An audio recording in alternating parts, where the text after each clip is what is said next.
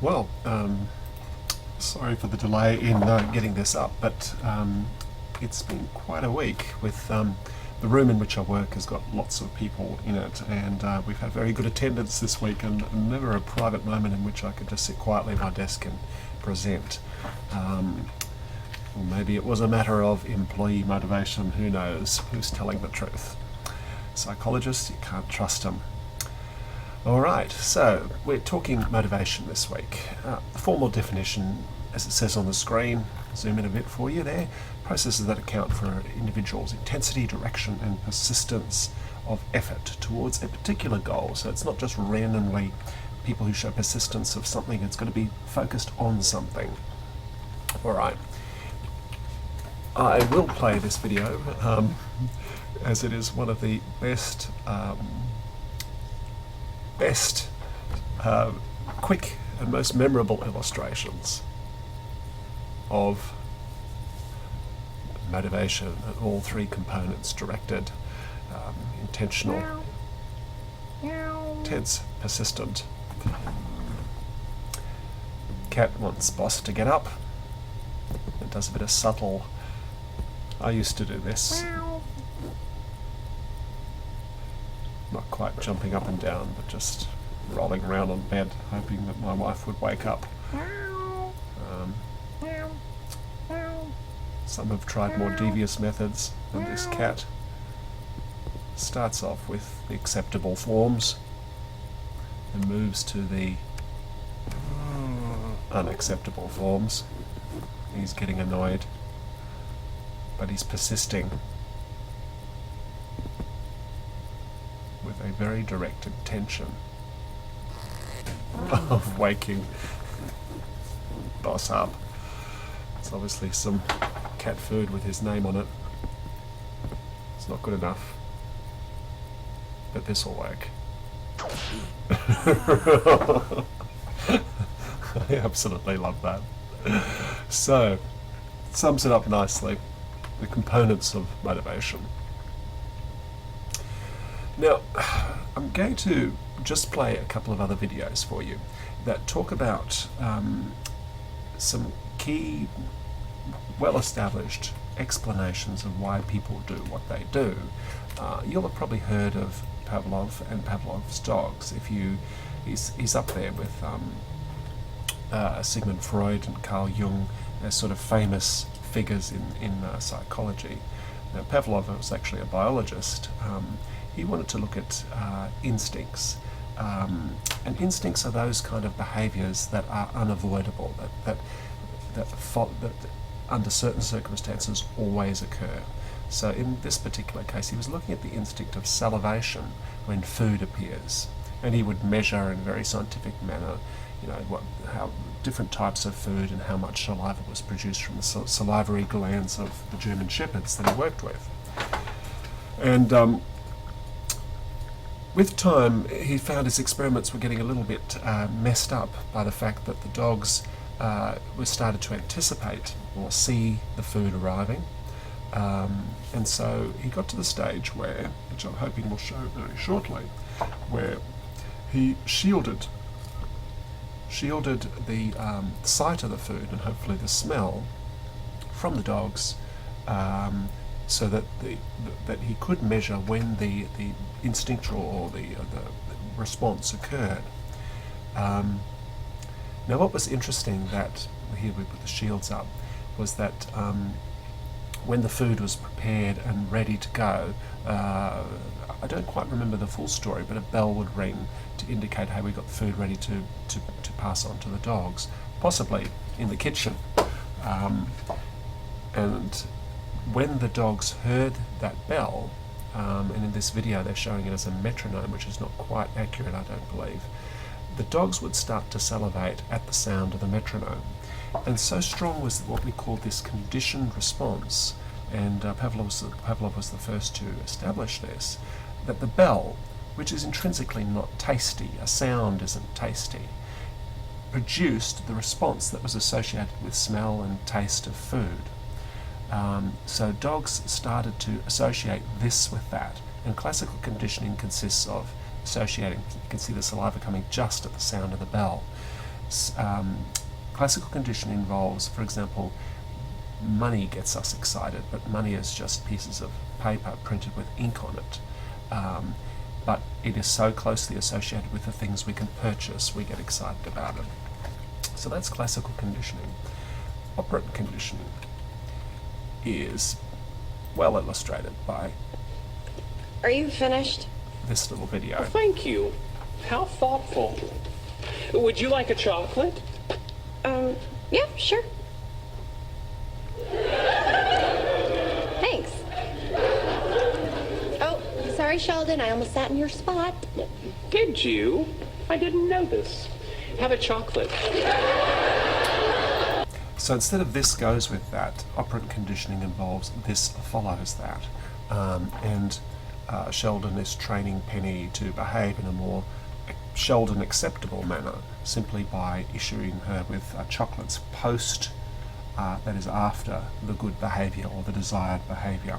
And with these two kinds of conditioning methods, you can actually create or shape a huge variety of human or animal behaviours. I once saw a video which I think I played to some students once of chickens playing ping pong, and that behaviour is quite a complex behaviour for a relatively bird-brained animal, if I could use that somewhat speciest expression. But they were able to successfully train chickens to play ping pong in return for rewards, using a combination of classical and operant conditioning. So with employees, to bring this back to the workplace, it is of course possible using carefully placed rewards, either classical rewards associating smiles with certain behaviours, or rewarding post a behaviour in an operant manner certain behaviours. You can create, or using punishment too, by the way, you can create a highly complex series of desirable behaviours within the workplace. But we'll be talking about the reasons why that's a little bit risky. And these two books, Why We Do What We Do by Edward Deci, or Punished by Rewards by Alfie Kohn, would make very good additional reading for you. Deci's work, and I'll just quickly grab a couple of useful quotes out of this, but he focuses on what he calls the fragility of intrinsic motivation. Now, intrinsic motivation is doing something.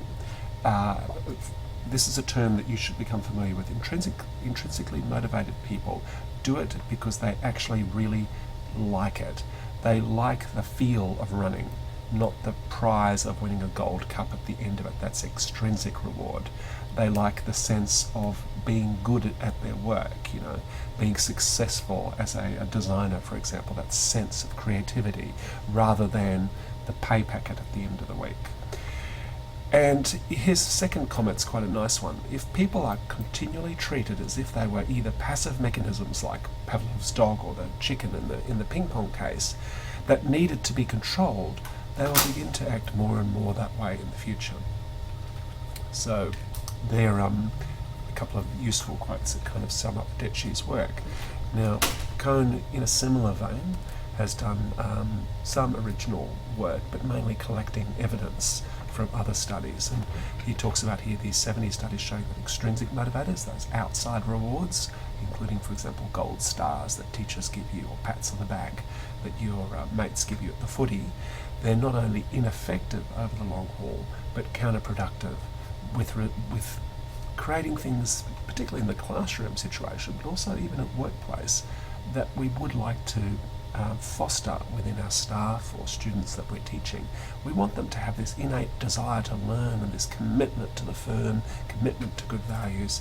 And you can, as Deci said, this is a delicate mechanism and you can easily interfere with it by inappropriately using rewards. It's somewhat counterintuitive. I'm sure you think, and I think, and we all tend to think, that giving a reward for a behaviour is going to increase that behaviour. And the evidence from Pavlov and post-Pavlov was that that was a fabulous way to create behaviours. But what these two authors worry about is the impact on the internal structure of our mind and what makes us do what we do. Because imagine if it were true that these rewards were successful, but that as soon as those rewards were removed, that people would cease to do the behaviours that they'd previously been encouraged to do, then rewards become successful, but you become addicted to them, and you continually need to have more and more rewards in order to respond in a desirable way, and that is what the evidence tends to show. Alright, don't want to spend too long on that. So engagement is another term that's used here. It's the textbook refers to it as a focused, intense, persistent, again, and purposes effort towards work-related goals. So it's how motivation plays out in the workplace. We tend to talk about engaged employees. And some of these terms that we've talked about a little bit last week that you also need to be familiar with: high self-efficacy, high absorption in the work. You remember, if self-efficacy is believing you have the ability, knowing what you have to do, and you have the resources to get something done. You sense that ability to follow through and carry something out.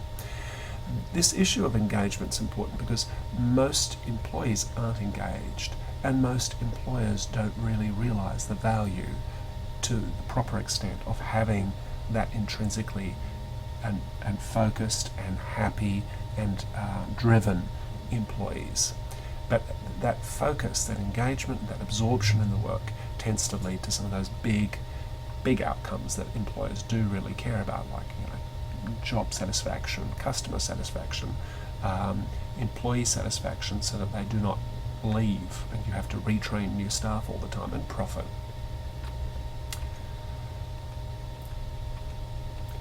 Now, needs are not drives. We need to differentiate, as the textbook does, between things that we like or want or need and things that we absolutely have to have. Now, probably the most important one that we need to focus on in terms of some of the theory behind this is the 4-drive theory, which I'm just trying to see. Yeah, the 4-drive theory, I think we're coming back to that later. But drives, sorry, I'm a little bit disorganized this week. It is a Saturday, actually, that I'm speaking to you. Drives are these hardwired brain characteristics.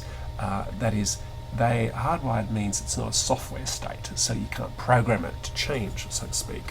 When we use the term hardwired, we mean they're things that are instinctual and can't be changed. They will always occur in a particular pattern. This follows that. They're similar in that sense to instincts. And they are prime movers of some core behaviours. And there's some theories, for example 4-drive theory, which we're going to talk about in a little bit, which identify a number of key drivers that play out in the workplace in a number of different ways, and that you as a manager do need to be aware of. Now, I think you all know Maslow's theory of hierarchy of needs, but effectively down the bottom here are these drives and instincts. We simply, at this kind of a biological level, we have needs or drives like food and drink, the need to stay safe, the instinct to avoid fire, for example, or cliffs, that type of thing. But when these safety and physiological needs are met, then the theory proposes that we're able to advance or graduate to caring about some of these higher level needs. For example, suddenly a sense of belonging becomes important once our stomachs is filled, or once we've satisfied our thirst, or a sense of fear. And that when that sense of belonging has been satisfied, we sometimes can then escalate our needs to a esteem level, being people need to care about what we do. We need to have respect from others or from ourselves for what we do. And finally, this top level of self-actualization, which relates to being all that you can be, which is thought to kick in only when these other lower level needs have been satisfied. And look, like a lot of stage theories in psychology, Maslow's theory does have some problems, because people too tend to be driven by some of these higher level needs. They skip some of these lower level needs at times. And be aware, for example, people who go bungee jumping, they actually violate those needs. And it also, Maslow's hierarchy tends to presume, wrongly, that everyone wants to head towards this top self-actualization stage, and that we are all driven, once these levels are satisfied, to move up, when some people are quite satisfied to stay at these lower levels.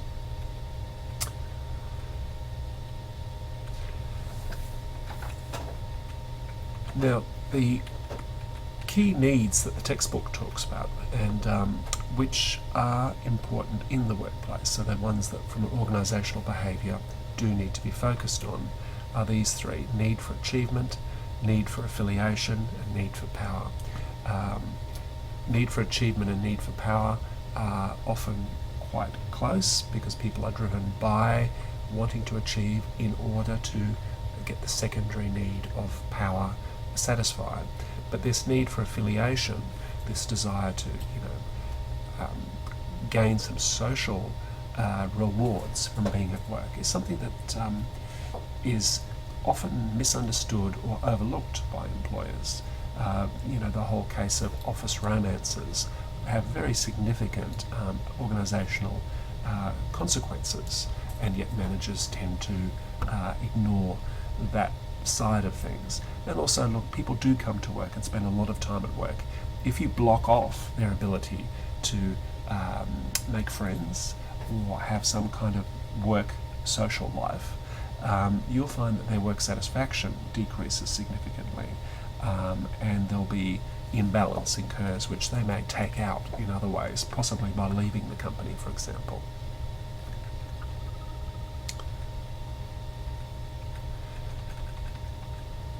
Now, four drive theory, I did promise that we'd talk about that. So the four drives that Lawrence and Naraya identified were to acquire, so for example, the pay packet or money or knowledge or certificates, to bond, to understand, and to defend. Not all of these drives are equally important in every workplace circumstance. For example, to defend might only kick in when we feel under threat from a peer who's getting promoted ahead of us, or for example, where we're being bullied or harassed at workplace. That one may kick in. But these other three are likely to be playing there in the background at work, whether we as managers recognise that or not. The four drives tend to have a lot to say about the emotional content of the workplace, and the four drive theory is one of the theories that actually is stronger from the position of bringing emotions into play within the workplace. A lot of what we see in organisational behaviour, but more so within, for example, human resource management in the workplace, tends to ignore the role of emotions.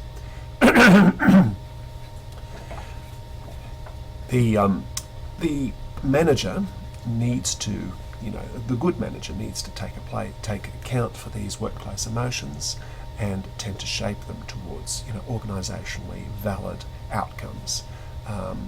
But the way that they play out in the workplace does tend to be modulated or adjusted by social norms, as well as individual personal values and experience.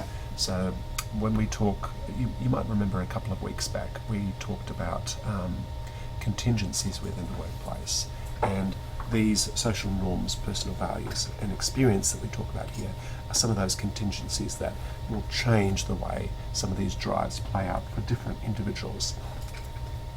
All right, I'm not having a great day. This overview, which I think comes from the textbook, talks about, puts these drives here at this end with the goals at the end, but they are impacted by these contingency values. So that's a good overall visual of how that particular relationship plays out.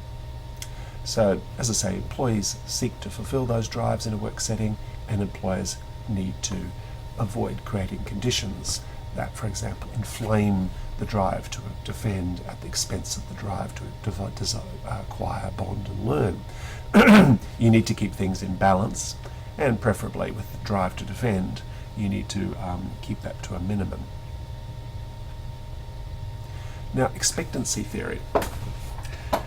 This is a key theory, so it's important that you spend a bit of time in the textbook having a look at this particular section.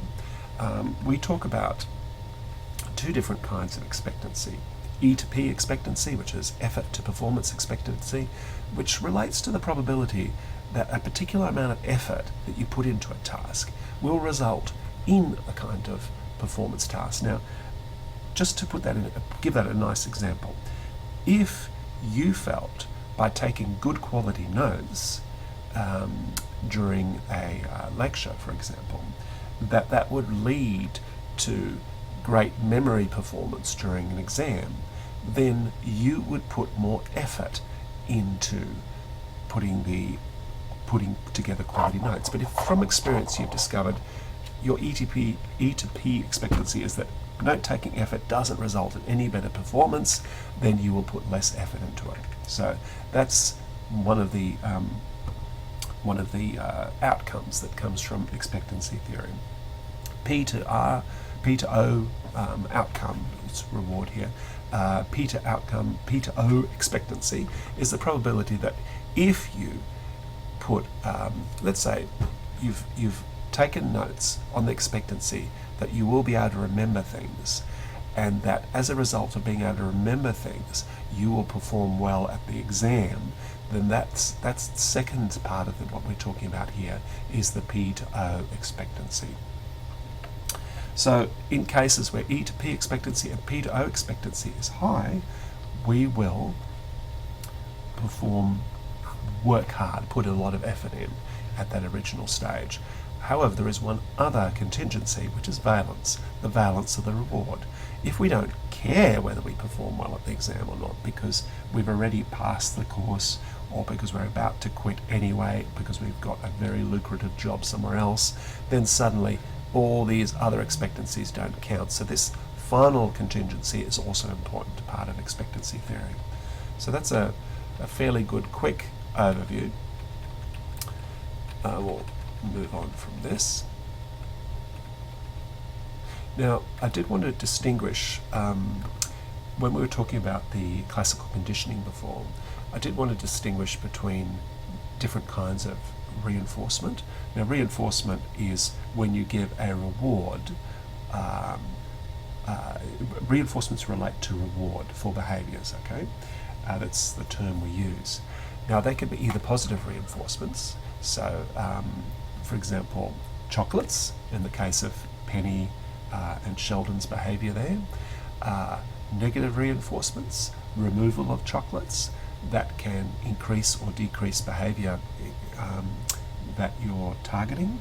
So negative reinforcements should need to be distinguished from punishments. So if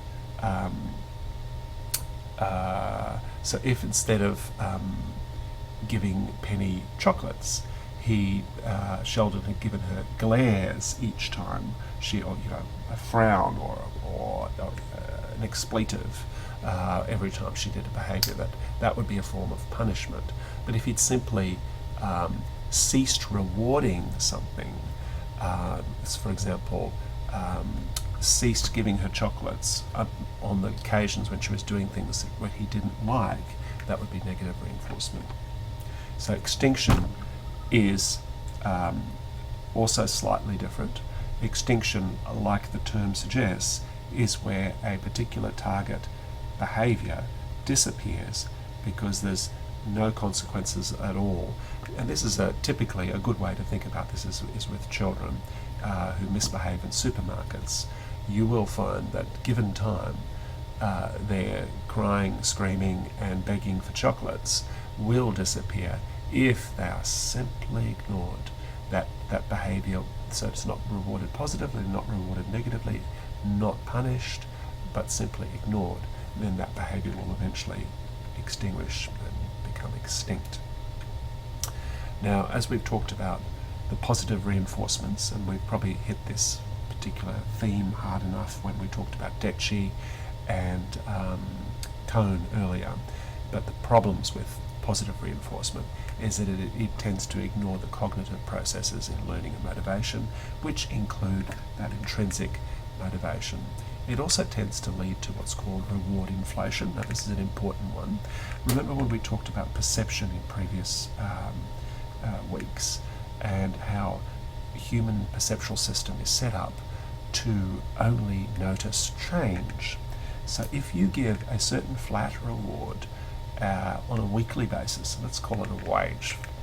If you give a certain wage, that wage after 6 weeks, 8 weeks, 10 weeks, 20 weeks, whatever, eventually that reward will disappear in the mind of the individual. So that positive reinforcement of the salary disappears as a motivator unless you increase the wage. If you increase it by 10%, and usually there's an increment that you need to increase a reward by before it even gets noticed by the human perceptual system.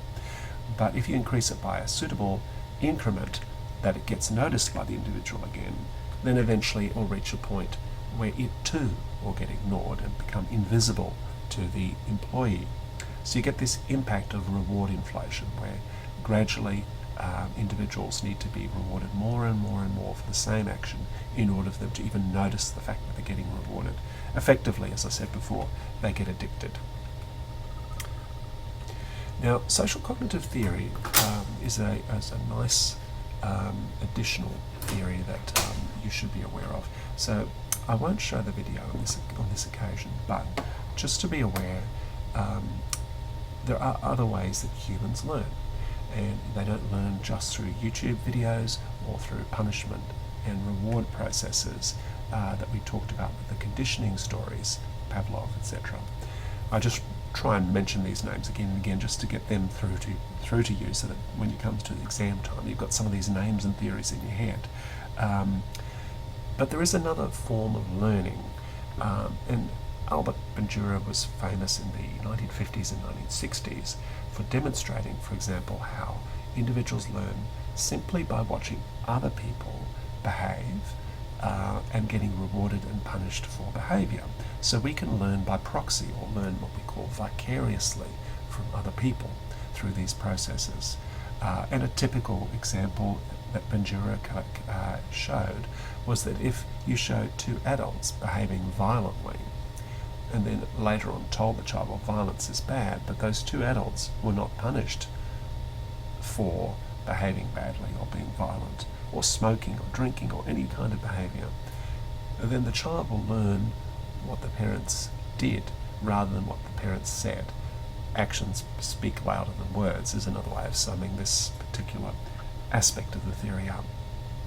So you learn what follows, you learn contingencies from certain behaviours and watch what kind of consequences occur for those behaviours, and then you imitate that through a process called modelling.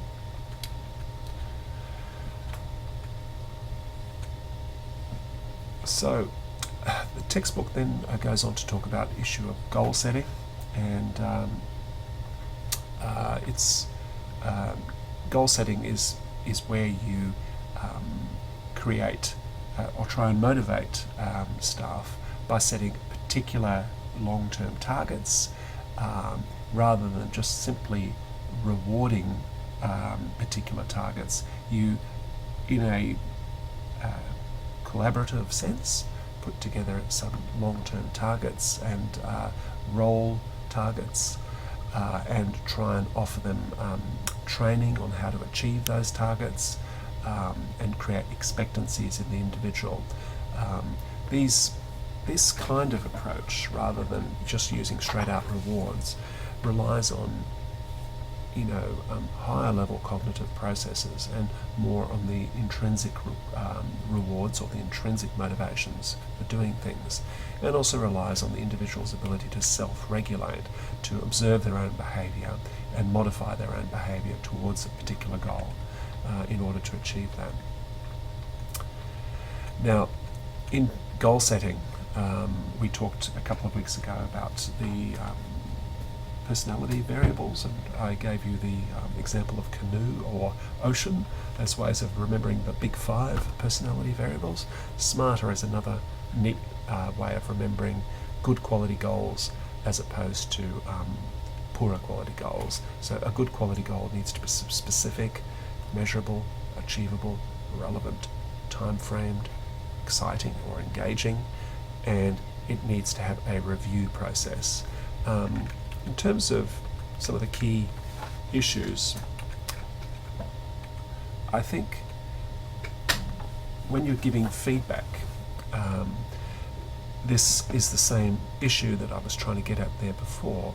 It needs to be, the good quality feedback needs to be connected to the behaviour. It needs to be timely as well, because if you give feedback, remember with Pavlov's dogs and Penny and Sheldon, if the rewards are disconnected, or the feedback in this case is disconnected too much from the behaviour, then the connection in the person's mind is harder to make, and there's a less solid embedded connection in the brain between the reward or the punishment or the goal and the feedback of the behaviour.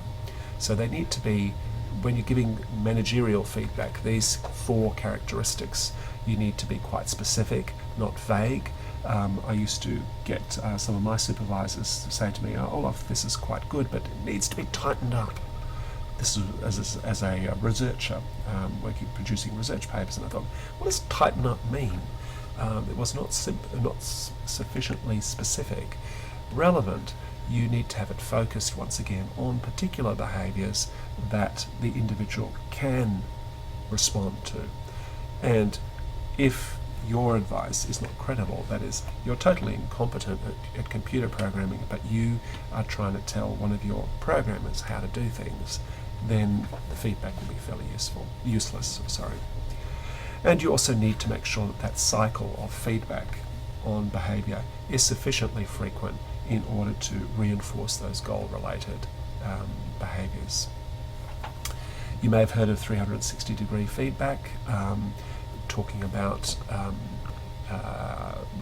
typically within an organisation, and we'll be talking about this in future weeks when we talk about leadership, we talk about, and we tend to be focused on, the managerial perspective of the manager giving feedback to staff below them so that they know, for example, in performance management, how they performed in the last year and whether they're going to get a salary increase or not.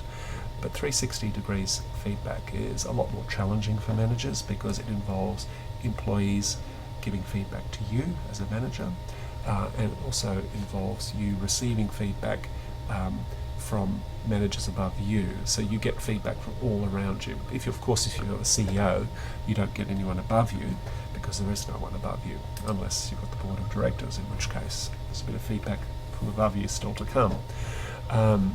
But it provides often a much more accurate picture of an individual and much less biased. So the other issue in relation to rewards and motivations that you do need to be aware of is, and it's also again a cognitive element to all of this, is the issue of equity or justice. And equity theory, basically, I'll show you that video in a minute because it's a very good thing. But equity theory suggests that individuals look at the rewards they receive and look at the rewards that others around them receive. And if I'll just speak to this slide because this is even though it's a boring slide compared with what I showed you just before to some degree, this slide actually sums it up quite well. So we look at the amount of effort that we put in for the amount of reward we get out, and we calculate in our minds some kind of rough outcome input ratio. Then we compare that with other people's ratios, and here's a key comparison. So we work really hard and get $500 a week, but someone else works not so hard and gets $500 a week, or someone else works just as hard and earns $700 a week with no greater skills than we've got. We think that situation is unequitable, and that lack of equity or justice drives us to try and restore the balance. So going backwards to this particular graphic, when things are out of balance, we can either work harder or less hard.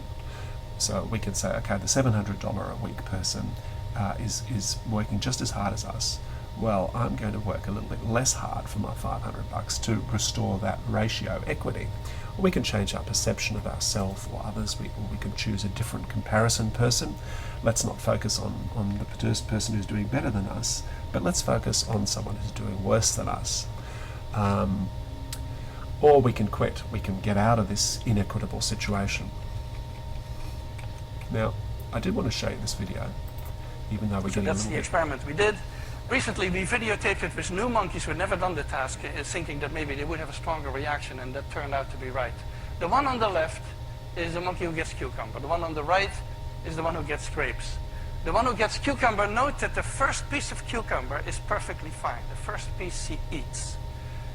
Then she sees the other one getting grape, and you will see what happens. So she gives a rock to us, that's the task. And we give her a piece of cucumber and she eats it. The other one needs to give a rock to us. And that's what she does. And she gets a grape. And she eats it. The other one sees that. She gives a rock to us now, gets again cucumber.